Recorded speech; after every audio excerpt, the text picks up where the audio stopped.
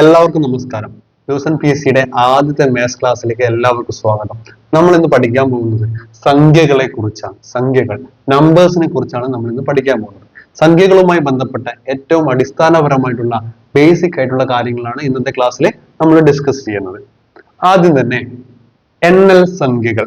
എണ്ണൽ സംഖ്യകൾ എന്താണ്? എണ്ണൽ സംഖ്യകൾ എന്ന് ചോദിച്ചാൽ എണ്ണാൻ ഉപയോഗിക്കുന്ന സംഖ്യകളാണ് എണ്ണൽ സംഖ്യകൾ. എണ്ണാൻ ഉപയോഗിക്കുന്ന സംഖ്യകളാണ് എണ്ണൽ സംഖ്യകൾ. ഏതൊക്കെയാണ് എണ്ണൽ സംഖ്യകൾ എന്ന് ചോദിച്ചാലോ 1, 2, 3, 4, 5, 6, 7, 8, 9, 10 ഇങ്ങനെ തുടർന്ന് പോകുന്ന സംഖ്യകളാണ് എണ്ണൽ സംഖ്യകൾ. സംഖ്യകൾക്ക് അവസാനം ഉണ്ടോ? ഇല്ല, അവസാനമില്ല. അവസാനമില്ലാത്ത സംഖ്യകളാണ് എണ്ണൽ സംഖ്യകൾ. ഓക്കെ, ഇനി എണ്ണൽ സംഖ്യകളിൽ ഏറ്റവും ചെറിയ സംഖ്യ ഏതാണെന്ന് ചോദിച്ചാൽ അതാണ് നമ്മുടെ 1. എണ്ണൽ സംഖ്യകളിലെ ഏറ്റവും ചെറിയ സംഖ്യയാണ് 1. എണ്ണൽ സംഖ്യകളിലെ ഏറ്റവും ചെറിയ സംഖ്യ 1. ഓക്കെ, ഇനി എണ്ണൽ സംഖ്യ അറിയപ്പെടുന്ന മറ്റു ചില പേരുകൾ ഏതെല്ലാം ചോദിച്ചാൽ കൗണ്ടിങ് നമ്പേഴ്സ്. കൗണ്ടിങ് നമ്പേഴ്സ് എന്ന് പറഞ്ഞാൽ എണ്ണൽ സംഖ്യകളാണ്. Natural numbers, natural numbers. അതുപോലെ തന്നെ നിസർഗ സംഖ്യകൾ, നിസർഗ സംഖ്യകൾ. അതുപോലെ തന്നെ പോസിറ്റീവ് പൂർണ്ണസംഖ്യകൾ, പോസിറ്റീവ് പൂർണ്ണസംഖ്യകൾ അല്ലെങ്കിൽ പോസിറ്റീവ് ഇൻറ്റീജേഴ്സ്. ഈ പേരുകളിലൊക്കെ അറിയപ്പെടുന്നത് എണ്ണൽ സംഖ്യകളാണ്. ഇനി രണ്ടാമതായിട്ട് നോക്കുന്ന സമയത്ത് നമുക്ക് കാണാൻ പറ്റും അഖണ്ഡ സംഖ്യകൾ. അഖണ്ഡ സംഖ്യകൾ അല്ലെങ്കിൽ ഹോൾ നമ്പേഴ്സ്. അഖണ്ഡ സംഖ്യകൾ അല്ലെങ്കിൽ ഹോൾ നമ്പേഴ്സ്. എന്താണ് അഖണ്ഡ സംഖ്യകൾ എന്ന് ചോദിച്ചാൽ നമ്മൾ എണ്ണൽ സംഖ്യ പഠിച്ചില്ലേ? എണ്ണാൻ ഉപയോഗിക്കുന്ന സംഖ്യ 1, 2, 3, 4, 5, 6 അങ്ങനെ തുടർന്ന് പോകുന്ന സംഖ്യ. അതിന്റെ മുമ്പിൽ ഒരു 0 കൂടി ചേർത്താൽ നമുക്ക് അഖണ്ഡ സംഖ്യ കിട്ടും. അതായത് 0, 1, 2, 3, 4, 5, 6, 7, 8, 9, 10 ഇങ്ങനെ തുടർന്ന് പോകുന്ന സംഖ്യകളാണ് അഖണ്ഡ സംഖ്യകൾ. ഇനി അവിടെ നിന്നൊരു പ്രതീക്ഷിക്കാവുന്ന ഒരു ചോദ്യമാണ് ഏറ്റവും ചെറിയ അഖണ്ഡ സംഖ്യ ഏതെന്ന് ചോദിച്ചാൽ അത് 0 ഏറ്റവും ചെറിയ അഖണ്ഡ സംഖ്യ 0. ഏറ്റവും ചെറിയ അഖണ്ഡ സംഖ്യ 0. അതുപോലെ തന്നെ അവിടുന്ന് സാധാരണ PSC ചോദിക്കുന്ന ഒരു ട്രിക്കി ക്വസ്റ്റ്യൻ ആണ്. ആദ്യത്തെ 10 അഖണ്ഡ സംഖ്യകളുടെ ഗുണനഫലം കാണുക. ആദ്യത്തെ 10 അഖണ്ഡ സംഖ്യകളുടെ ഗുണനഫലം കാണുവാനുള്ള ചോദ്യം സാധാരണ PSC ചോദിക്കുന്നതാണ്. അതിന് ഉത്തരം എത്രയാ? അത് 0. ആദ്യത്തെ 10 അഖണ്ഡ സംഖ്യകളുടെ ഗുണനഫലം എത്രയും ചോദിച്ചാൽ 0. കാരണം എന്താ? ആദ്യത്തെ 10 അഖണ്ഡ സംഖ്യകൾ ഏതെല്ലാം? 0, 1, 2, 3, 4, 5, 6, 7, 8, 9 വരെയുള്ള സംഖ്യകളാണ്. ഈ സംഖ്യകൾ പരസ്പരം ഗുണിച്ചാലോ 0 ഇൻറ്റു 1 ഇൻറ്റു 2 ഇൻറ്റു 3 ഇൻറ്റു അങ്ങനെ 9 വരെ ഗുണിച്ചാലോ അതിന്റെ ആൻസർ എന്താ വരിക? 0. കാരണം എന്താ? ഗുണിക്കുന്ന സംഖ്യകളിൽ ഒന്ന് 0. അപ്പോൾ റിസൾട്ട് എന്തായിരിക്കും? ആൻസർ എന്തായിരിക്കും? 0. ഓക്കെ, അതൊന്ന് ഓർത്ത് വെക്കുക. ഇനി നമുക്കറിയാവുന്ന മറ്റു 2 സംഖ്യകളാണ് ഒറ്റ സംഖ്യകളും ഇരട്ട സംഖ്യകളും. എന്താണ് ഒറ്റ സംഖ്യ എന്ന് ചോദിച്ചാല് 2 കൊണ്ട് ഹരിക്കുന്ന സമയത്ത്, 2 കൊണ്ട് ഹരിക്കുന്ന സമയത്ത് ശിഷ്ടം 1 കിട്ടുന്ന സംഖ്യകളാണ് ഒറ്റ സംഖ്യകൾ.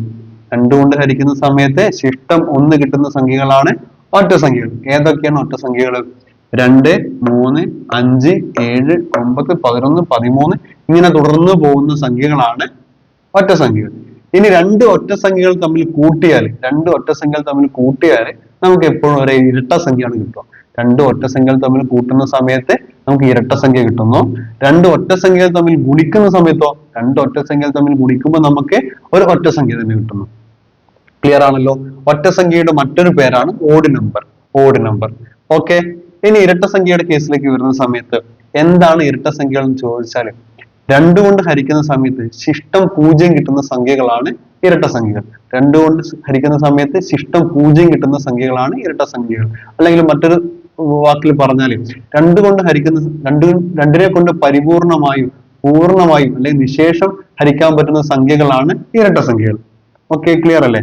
ഏറ്റവും ചെറിയ ഇരട്ട സംഖ്യ ഏതാന്ന് ചോദിച്ചാൽ അതാണ് 2. ഏറ്റവും ചെറിയ ഇരട്ട സംഖ്യ ഏതാന്ന് ചോദിച്ചാൽ 2. ഇനി 2 ഇരട്ട സംഖ്യകൾ തമ്മിൽ കൂട്ടിയാൽ എപ്പോഴും ഇരട്ട സംഖ്യ മാത്രമേ കിട്ടൂ. ഇനി 2 ഇരട്ട സംഖ്യകൾ തമ്മിൽ ഗുണിച്ചാലോ അത് എപ്പോഴും ഇരട്ട സംഖ്യ തന്നെയായിരിക്കും. ഓക്കെ, വരുന്ന സമയത്ത് നമുക്ക് കാണാൻ പറ്റും 2 സംഖ്യകളാണ് അഭാജ്യ സംഖ്യയും ഭാജ്യ സംഖ്യയും. എണ്ണൽ സംഖ്യയെ 2ആയിട്ട് ക്ലാസിഫൈ ചെയ്തിരിക്കുന്നു, അഭാജ്യ സംഖ്യയും ഭാജ്യ സംഖ്യയും. എന്താണ് അഭാജ്യ സംഖ്യ? ഒരു സംഖ്യയുടെ ഘടകങ്ങൾ ഒന്നും ആ സംഖ്യയും മാത്രമായിട്ട് വന്നാല് അത് അഭാജ്യ സംഖ്യയായിരിക്കും. ഒരു സംഖ്യയുടെ ഘടകങ്ങൾ ഒന്നും ആ സംഖ്യയുമായി മാത്രമായി വന്നാല് അത് അഭാജ്യ സംഖ്യയായിരിക്കും. എന്താണ് ഈ ഘടകങ്ങൾ എന്ന് ചോദിച്ചാൽ ഘടകങ്ങൾ അറിയില്ലേ? ഘടകങ്ങൾ എന്ന് പറഞ്ഞാല് ഇവിടെ ചെയ്യാം. എക്സാമ്പിൾ ആയിട്ട് നമ്മളൊരു 10 നമ്പർ എടുക്കുക, അല്ല 10 നമ്പർ അല്ല 10 എന്നുള്ളൊരു നമ്പർ എടുക്കുക. 10 നമ്മൾ സെലക്ട് ചെയ്ത നമ്പറാണ് 10. ഏതൊക്കെ എണ്ണൽ സംഖ്യകളെ തമ്മിൽ ഗുണിച്ചാലാണ് നമുക്ക് 10 കിട്ടുക നോക്കാം. ഒന്നിനെ 10 കൊണ്ട് ഗുണിച്ചാൽ നമുക്ക് എത്ര കിട്ടും? 10 കിട്ടും. ഒന്നിനെ 10 കൊണ്ട് ഗുണിച്ചാൽ 10 കിട്ടും.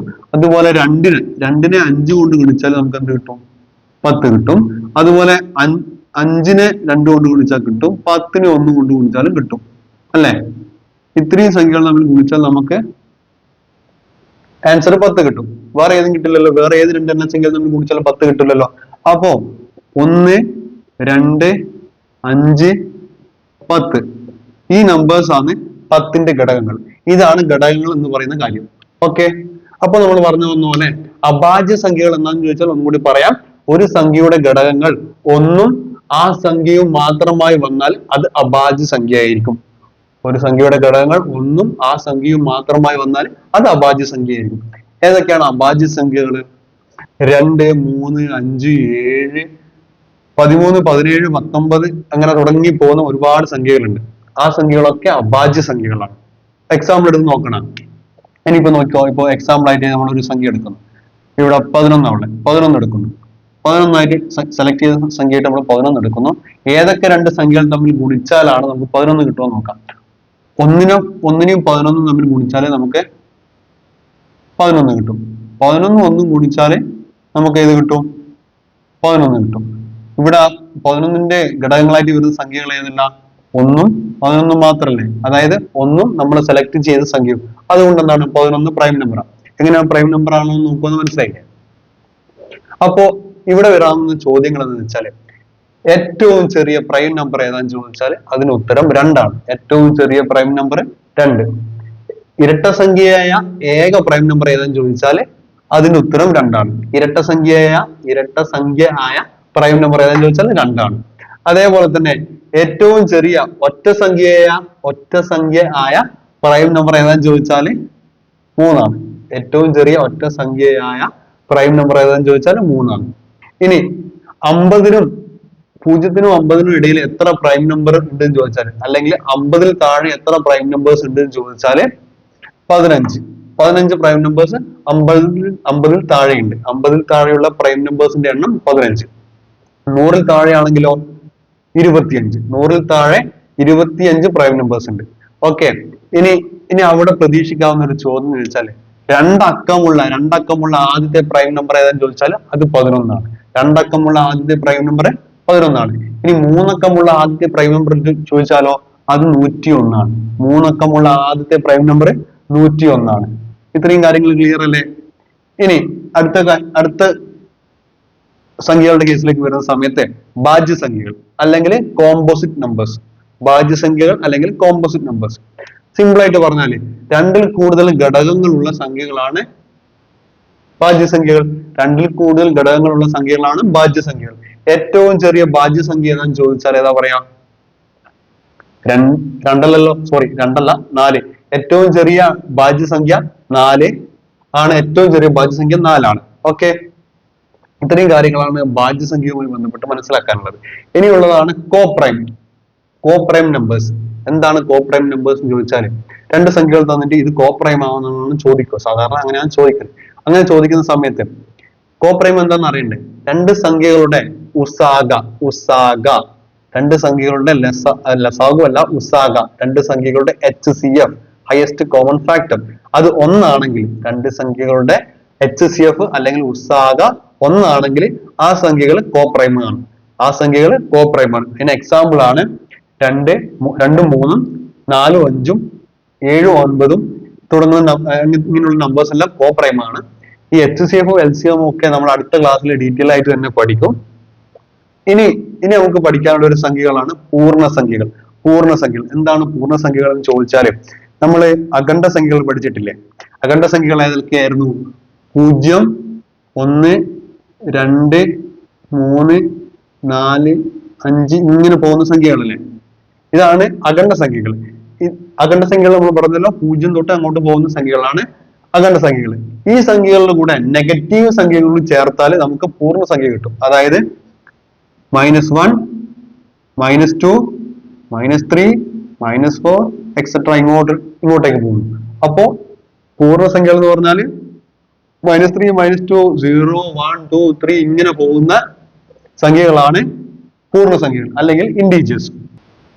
അപ്പൊ അനകസംഖ്യകൾ നോക്കിക്കോ, അനകസംഖ്യകൾ അല്ലെങ്കിൽ പെർഫെക്റ്റ് നമ്പേഴ്സ് ഡെഫിനിഷൻ എന്താണെന്ന് ചോദിച്ചാൽ ഇതെങ്ങനെയാണ്: ഒരു സംഖ്യയുടെ ആ സംഖ്യ ഒഴികെയുള്ള ഘടകങ്ങളുടെ തുകയ്ക്ക് തുല്യമായാൽ അത്തരം സംഖ്യകളാണ് അനകസംഖ്യകൾ. ഡെഫിനിഷൻ ഒന്നും പഠിക്കണ്ട, പക്ഷേ ഒന്ന് ഓർത്തിരിക്കുക.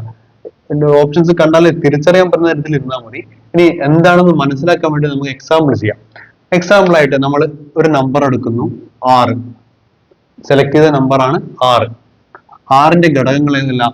6ന്റെ ഘടകങ്ങളാണ് 1 ഉണ്ടാവും, 2 ഉണ്ടാവും, പിന്നെ 3 ഉണ്ടാവും, പിന്നെ 6 ഉണ്ടാവും. ഈ 1നെ 6 കൊണ്ട് ഗുണിച്ചാൽ 6 കിട്ടും, 2നെ 3 കൊണ്ട് ഗുണിച്ചാൽ 6 കിട്ടും, 3നെ 2 കൊണ്ട് ഗുണിച്ചാൽ 6 കിട്ടും, 6നെ 1 കൊണ്ട് ഗുണിച്ചാൽ 6 കിട്ടും. അപ്പൊ ഈ സംഖ്യകളാണ് 6ന്റെ ഘടകങ്ങൾ. ഇനി ഡെഫിനിഷൻ പ്രകാരം സംഖ്യ ഒഴികെയുള്ള ഈ സംഖ്യ നമ്മൾ സെലക്ട് ചെയ്ത സംഖ്യ 6 ആണ്. ഈ സംഖ്യയിൽ ഘടകങ്ങളിൽ 6 ഒഴികെയുള്ള സംഖ്യകളുടെ തുക എടുത്താൽ എത്രയാ? 1 + 2 + 3 എത്ര വരും? 6. അപ്പോൾ 6 ഒഴികെയുള്ള ബാക്കിയുള്ള ഘടകങ്ങളുടെ തുക എടുക്കുന്ന സമയത്ത് നമുക്ക് ആ സംഖ്യ തന്നെ കിട്ടി. സംഖ്യ ഒഴികെയുള്ള സംഖ്യയുടെ ഘടകങ്ങളുടെ തുക എടുക്കുന്ന സമയത്ത് നമുക്ക് സംഖ്യ തന്നെ കിട്ടി, ഇല്ലേ? അപ്പൊ അത്തരം സംഖ്യകളാണ് അനകസംഖ്യകൾ അല്ലെങ്കിൽ പെർഫെക്റ്റ് നമ്പേഴ്സ് എന്ന പേരിൽ അറിയപ്പെടുന്നത്. വേറൊരു എക്സാമ്പിൾ കൂടി ചെയ്താലേ പിന്നെ ഒരു എക്സാമ്പിൾ കൂടി നോക്കി ഒരു എക്സാമ്പിൾ കൂടി നോക്കിയാലേ നമുക്ക് എടുക്കാം. 28ന്റെ ഘടകങ്ങൾ ഏതെല്ലാം നോക്കാം. 1 ഉണ്ടാവും, 2 ഉണ്ടാവും, 4 ഉണ്ടാവും, പിന്നെ ഏതാണുള്ളേ? 7 ഉണ്ടാവും, പിന്നെ 14 ഉണ്ടാവും. ഇത്രയും ഘടകങ്ങളിലുള്ള പിന്നെ ഒന്ന് 28ഉം. ഇത്രയും ഘടകങ്ങളിലുള്ള ഈ ഡെഫിനിഷൻ പ്രകാരം 28 ഒഴികെയുള്ള സംഖ്യകളുടെ തുക നോക്കി നോക്കാം. 1 2 3 3 4 7 7 7 14 14 28. അപ്പൊ ഇതെല്ലാം കൂട്ടുന്ന സമയത്ത് 28 കിട്ടുന്നില്ല. 2 + 1 + 2 + 4 + 7 + 14 ഈസ് ഈക്വൽ ടു എന്ത് കിട്ടുന്നുണ്ട്? 28 കിട്ടുന്നുണ്ട്. ഡെഫിനിഷൻ പ്രകാരം സംഖ്യ ഒഴികെയുള്ള ഘടകങ്ങളുടെ തുക എടുത്ത് നോക്കുമ്പോൾ നമുക്ക് സംഖ്യ തന്നെ കിട്ടുന്നു. അപ്പോൾ ഇത്തരം സംഖ്യകളാണ് അനകസംഖ്യകൾ. Okay, concept മനസ്സിലായിട്ടുണ്ടാവുമല്ലോ. അനകസംഖ്യകൾ എന്ന് പറഞ്ഞാൽ കൺസെപ്റ്റ് മനസ്സിലായിട്ടുണ്ടാവുമല്ലോ. ഡെഫിനിഷൻ ബൈഹാർട്ട് പഠിക്കൊന്നും വേണ്ട, കൺസെപ്റ്റ് മനസ്സിലാക്കിയാൽ മതി. എന്നാൽ ഇവിടെയുള്ള ഒരു ചോദ്യമാണ് ഏറ്റവും ചെറിയ അനകസംഖ്യ ഏതെന്ന് ചോദിച്ചാൽ അത് 6 ആണ്. ഏറ്റവും ചെറിയ അനകസംഖ്യ ചോദിച്ചാൽ 6 ആണ്. ഏറ്റവും ചെറിയ 2 അക്ക അനകസംഖ്യ ചോദിച്ചാൽ ഏറ്റവും ചെറിയ 2 അക്കമുള്ള അനകസംഖ്യ ചോദിച്ചാൽ 28 ആണ്. 28. ഇനി ഏറ്റവും ചെറിയ 3 അക്കമുള്ള അനകസംഖ്യ ചോദിച്ചാൽ 496. 496 ആണ് 3 അക്കമുള്ള ഏറ്റവും ചെറിയ അനകസംഖ്യ. ഓക്കെ,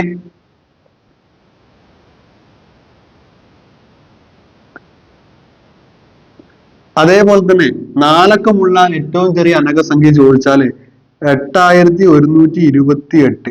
8128 ആണ് 4 അക്കമുള്ള ഏറ്റവും ചെറിയ അനകസംഖ്യ. ഈ അനകസംഖ്യകൾ കണ്ടുപിടിക്കാൻ വേണ്ടിയിട്ട് ഒരു ഇക്വേഷൻ ഉണ്ട്. അതിങ്ങനെയാണ്: 2p - 1 into 2p - 1. ഓക്കെ, ഇതാണ് ആ ഇക്വേഷൻ. അനകസംഖ്യകൾ കണ്ടുപിടിക്കേണ്ട ഇക്വേഷൻ ഇതാണ്. 2p - 1 into 2p - 1. ഓക്കെ, ഇതാണ് അനകസംഖ്യകൾ കണ്ടുപിടിക്കേണ്ട ഇക്വേഷൻ. ഇതിൽ p എന്തെന്ന് ചോദിച്ചാൽ p എന്താണെന്ന് ചോദിച്ചാൽ അതാണ് അഭാജ്യ സംഖ്യകൾ അല്ലെങ്കിൽ പ്രൈം നമ്പേഴ്സ് ആണ് ഈ p റെപ്രസെന്റ് ചെയ്യുന്നത്. ഇതിൽ p ക്ക് പകരം നമ്മൾ ആദ്യം എന്ത് കൊടുക്കുന്നു? ഏറ്റവും ആദ്യത്തെ പ്രൈം നമ്പർ കൊടുത്താൽ ആദ്യത്തെ പ്രൈം നമ്പർ എത്രയാ? 2. p ക്ക് പകരം 2 കൊടുത്താൽ 2^2 - 1 into 2^2 - 1. ഇതല്ലേ വരുക? 2^2 - 1 വരുന്ന സമയത്ത് എന്താ? 2 into 2^2 4 4 - 1 3. That is equal to എന്ത് കിട്ടും? 2 into 3 that is equal to 6. നമുക്ക് ആദ്യത്തെ അനകസംഖ്യ കിട്ടിയില്ലേ? അതേപോലെ രണ്ടാമത്തെ പ്രൈം നമ്പർ ഏതാന്ന് നോക്കിയാൽ രണ്ടാമത്തെ പ്രൈം നമ്പർ ഏതാ? 3. പിക്ക് പകരം 3 കൊടുത്താൽ നമുക്ക് ആൻസർ 28 കിട്ടും. ഇങ്ങനെയാണ് ഓരോ പ്രൈം നമ്പർ കണ്ടുപിടിക്കുന്നത്. പ്രൈം നമ്പറിലെ അനക സംഖ്യകൾ കണ്ടുപിടിക്കുന്നത്. ഇത്രയും ഭാഗങ്ങൾ വലിയ ബുദ്ധിമുട്ടൊന്നുമില്ലല്ലോ, എളുപ്പത്തിൽ പഠിക്കാൻ പറ്റുന്ന കാര്യങ്ങളല്ലേ, ബേസിക് ആയിട്ടുള്ള കാര്യങ്ങളാണ്. ഇത്രയും കാര്യങ്ങളാണ് നമ്മൾ ഒന്നാമത്തെ ക്ലാസ്സിൽ ഉൾക്കൊള്ളിക്കാൻ ഉദ്ദേശിച്ചത്. പക്ഷെ ഒരു കാര്യം മാത്രം പറയാൻ വിട്ടുപോയി. നമ്മൾ എണ്ണൽ സംഖ്യകളെ രണ്ടായിട്ട് ക്ലാസിഫൈ ചെയ്യുന്നു എന്ന് പറഞ്ഞു അല്ലെ. ഭാജ്യസംഖ്യകളോ സംഖ്യകളോ ആയിട്ട് ക്ലാസിഫൈ ചെയ്യുന്നു എന്ന് പറഞ്ഞു. ഇവിടെ പറയേണ്ട ഒരു പോയിന്റ് ആയിരുന്നു. ആ പോയിന്റ് ഇങ്ങനെയാണ്: ഭാജ്യമോ അഭാജ്യമോ അല്ലാത്ത സംഖ്യ, ഭാജ്യമോ അഭാജ്യമോ അല്ലാത്ത സംഖ്യ ഏതെന്ന് ചോദിച്ചാല് അതിന്റെ ഉത്തരം 1 ആണ്. ഭാജ്യമോ അഭാജ്യമോ അല്ലാത്ത സംഖ്യ ഏതെന്ന് ചോദിച്ചാല് ഉത്തരം 1. ഭാജ്യമോ അഭാജ്യമോ അല്ലാത്ത സംഖ്യ 1. ഇതോടുകൂടി നമ്മുടെ ഒന്നാമത്തെ ക്ലാസ്, മാത്സിന്റെ ഒന്നാമത്തെ ക്ലാസ് അവസാനിക്കുകയാണ്. കാര്യങ്ങളൊക്കെ നിങ്ങൾക്ക് മനസ്സിലായെന്ന് വിശ്വസിക്കുന്നു. പറഞ്ഞ കാര്യങ്ങളൊക്കെ നിങ്ങൾക്ക് മനസ്സിലായെന്ന് വിശ്വസിക്കുന്നു. അപ്പോൾ താങ്ക് യു.